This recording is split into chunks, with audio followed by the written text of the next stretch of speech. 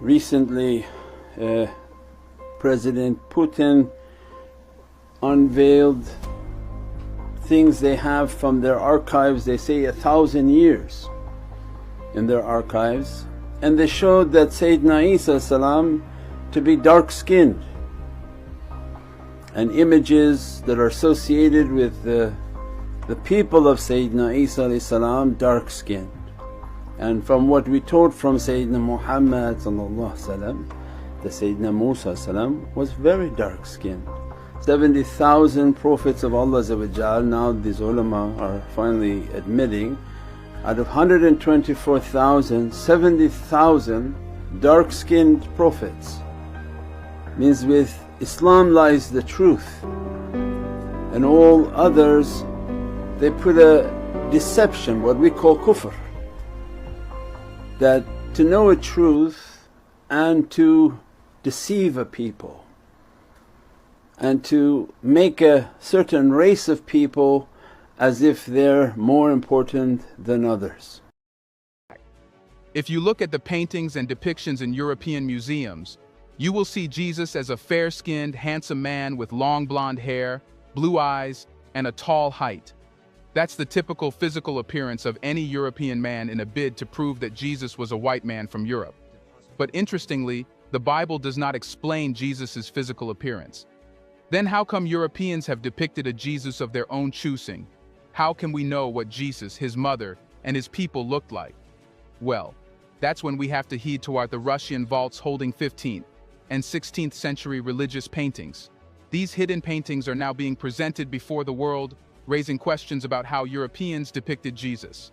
Because Russia did not actively participate in Europe's propaganda of whitewashed religious paintings, the depictions we see in Russia are one of their kind, preserving reality. It can be said that the Russian icons hold immense significance in Russia, much like the pyramids of Egypt or the temples of Greece. The exhibition spans from the 15th to the early 20th century, providing a rare glimpse into Russia's religious culture through its art. Amid ongoing global discussions, the revelation of these black biblical icons has sparked significant interest. Some argue that the darkening of the icons over time is a result of aging, while others assert that the depiction of blackness in the icons is not simply due to age, but rather an accurate representation of the skin tone of the depicted individuals.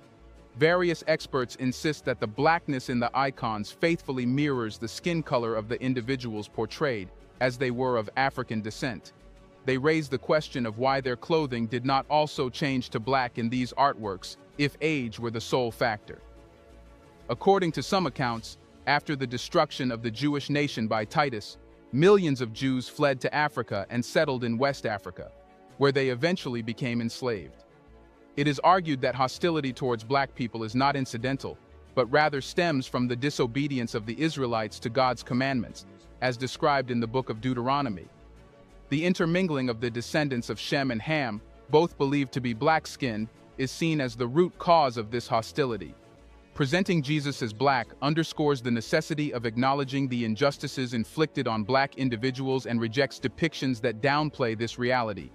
Jesus as a Jew is depicted as black because recognizing his identity is inseparable from acknowledging and addressing the injustices faced by black people. Today, even if the whole of Europe has successfully illusioned itself that Jesus was white, reality cannot be altered. The religious paintings in Russia serve as powerful evidence that until now, Jesus, his mother, and his people were being portrayed wrongly. Hiding Jesus' complexion changed everything, making him only the savior of white people. Israel is coming back to Africa, and Africa is coming back to Israel.